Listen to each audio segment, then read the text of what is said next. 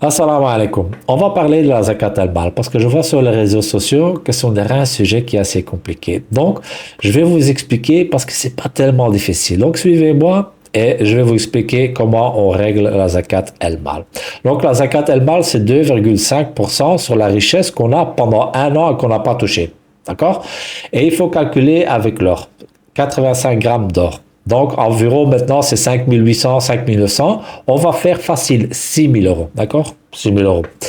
Ça veut dire qu'au moment où ce que soit un compte épargne, tu as mis 6000 euros de côté ou plus. D'accord? À ce moment-là, tu fixes une date.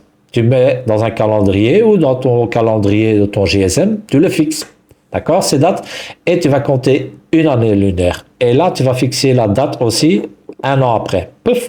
Tu fixes dans ton GSM ou ton calendrier, d'accord? Et pendant un an, tu fais ta vie normale, etc.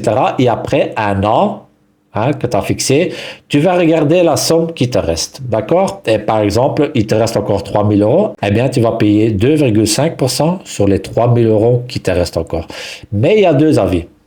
Il y a un avis qui dit que si pendant l'année lunaire, tu tombes en dessous de cette somme, les 6000 euros, il faut plus le payer. Et le deuxième avis, c'est comme moi j'ai expliqué, c'est que tu devras quand même le payer, mais sur la somme qui te reste encore. À toi de choisir lequel tu prends, tu vois. Moi, je pense que c'est le mieux de prendre la vérité sur la somme qui te reste encore. C'est tout. C'est pas plus compliqué que ça, les gens. Donc, voilà. Je voulais expliquer ça brièvement et j'espère que vous avez compris. Inch'Allah.